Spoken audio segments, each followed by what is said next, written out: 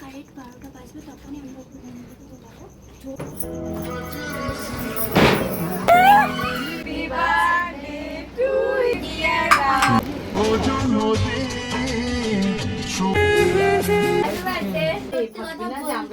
ছোট থেকে কারো ভালোবাসা পাইনি।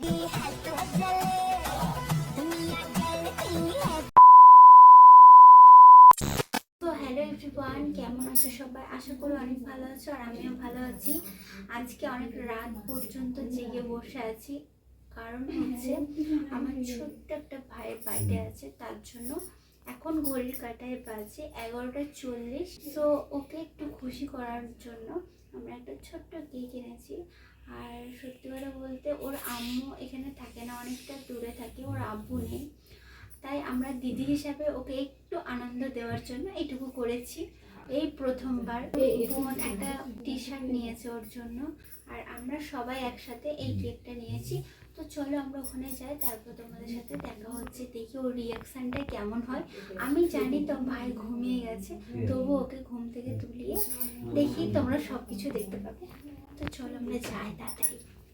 এই সেলিব্রেশনটা কিন্তু রবিবার দিনের বেলা হতো, বাট রাতের দিকেই হয়ে যাচ্ছে, কারণ আমি কালকে বাড়ি থাকবো না, আমি অনেকটা বিজি থাকবো। রবিবার আমি চলে যাচ্ছি বাড়ি। জানি না এই ব্লগগুলো তোমাদের কবে দেব, কিন্তু এই ব্লগ ভিডিওটা আমার শ্যুট হয়েছিল রবিবার 12টার সময়।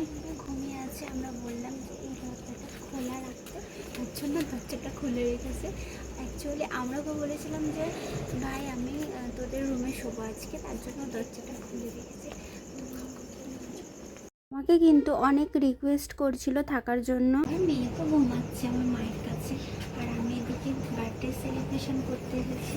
আমার যেই ভাইটার বার্থডে হচ্ছে আজকে, সেই ভাইটা কিন্তু আমাকে অনেক রিকোয়েস্ট করছিল থাকার জন্য, যে দিদি তুমি রবিবারে থাকো আর সোমবারে বাড়ি যাবে। কিন্তু আমার তো আগে থেকে ডেট ফিক্স হয়ে গেছে, বাড়িতে সবাই অপেক্ষা করছে মেয়েকে বাড়িতে নিয়ে যাব, তার জন্য এখানে আমরা বসে বসে ওয়েট করছিলাম যে কখন 12টা বাজবে। তার জন্য বারবার আমি ফোন দেখছিলাম যে কটা বাজে ঘড়ির কাঁটায়। এখন ঘড়ির কাঁটায় বাজে 11:58 বাজে, আর মাত্র 2 মিনিট বাকি আছে, তার জন্য আমরা সবাই দাঁড়িয়ে পড়েছি। দেখা যাক ওর রিয়াকশনটা কেমন হয়।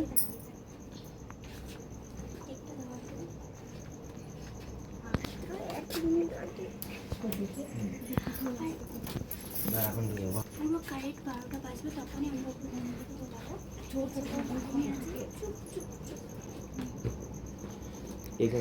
কখন হবে?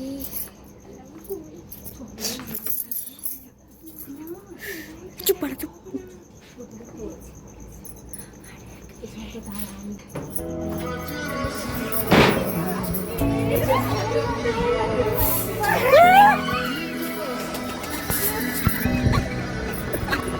না মানে আমরা যখনই গেছি না ওকে হ্যাপি বার্থডে বলার জন্য, যখনই রাত 12টা বেজেছে পুরো কারেক্ট তখনই আমি গেছি। তো পুরো ঘুমের মধ্যে ছিল, পুরো ভয়ে ও অন্যরকম হয়ে গিয়েছিল। অ্যাকচুয়ালি ও ভাবছে কি হলো হঠাৎ করে, আমি তো ঘুমাচ্ছিলাম। অ্যাকচুয়ালি আমরা ওর সামনে বলা কওয়া কিছুই করিনি, আমরা আড়ালে এই সমস্ত কিছু জোগাড় করেছি। সত্যি কথা বলতে ওকে দেখে আমি বুঝতেই পারছিলাম যে ও ভীষণ খুশি।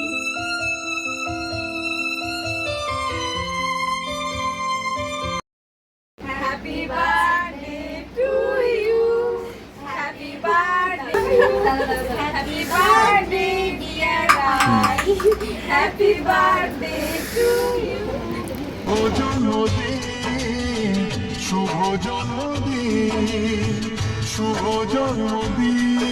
আমরা এটুকু আনন্দই ওর কাছ থেকে দেখতে চেয়েছিলাম। আমরা সব সময় যেটাই করি ওকে রাখি আমাদের মাঝে, কারণ হচ্ছে ও ছোট্ট ভাই, ও সবার থেকে ছোট। আমরা যদি একসাথে কিছু করি তাহলে কিন্তু ওর জন্য আমরা রেখে দিই। ভাইকে আমি এটাই জিজ্ঞাসা করেছিলাম যে তুই খুশি তো, কিন্তু ওর মুখ দেখে আমি বুঝতে পারছিলাম ও প্রচন্ড খুশি।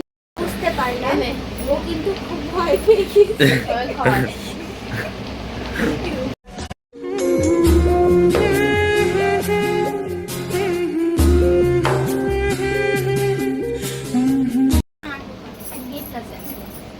Happy birthday.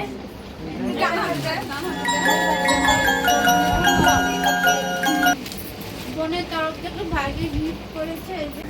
দেখ খুলে দেখ। স্মৃতি মরে গেল।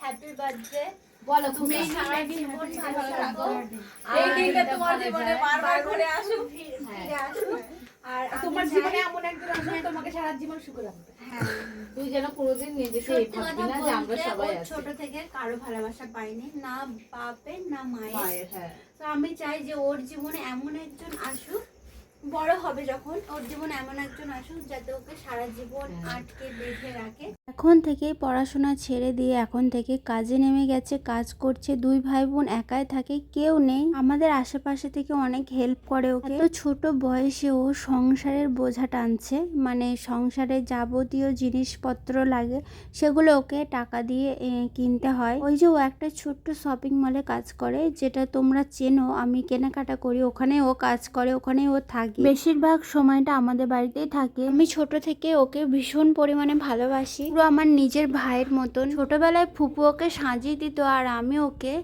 নিয়ে ঘুরে ঘুরে বেড়াতাম। তো কয়েকদিনেরই কথা, ওকে কোলে করে নিয়ে কত ঘুরেছি। আর সেই ছেলে এখন পুরো সংসারটা চালাচ্ছে, মানে দুই ভাই বোনে যা খায়, যা রান্না বান্না করে, সমস্ত কিছু ওই খরচ চালায়। আর আমাদের আশেপাশে অনেকজন আছে, ওকে হেল্প করে, অনেক কিছু দেয়। যাই হোক, এখানে আমরা সবাই মজা করছিলাম কেক নিয়ে। তোমরা একটু আমার ভাইয়ের জন্য পে করে দিও, অনেকটা দোয়া করো যাতে ও সারা জীবন ভালোভাবে থাকতে পারে।